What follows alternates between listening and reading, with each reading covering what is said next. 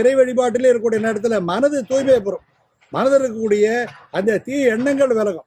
சத்துவ ரஜோதம குணத்தில் சத்துவகுணம் பெருகும், ரஜோகுணம் தமோகுணம் குறையும். காம குரோத லோப மோக மதமார்ச்சங்கள் அப்படியே விடுபடும்.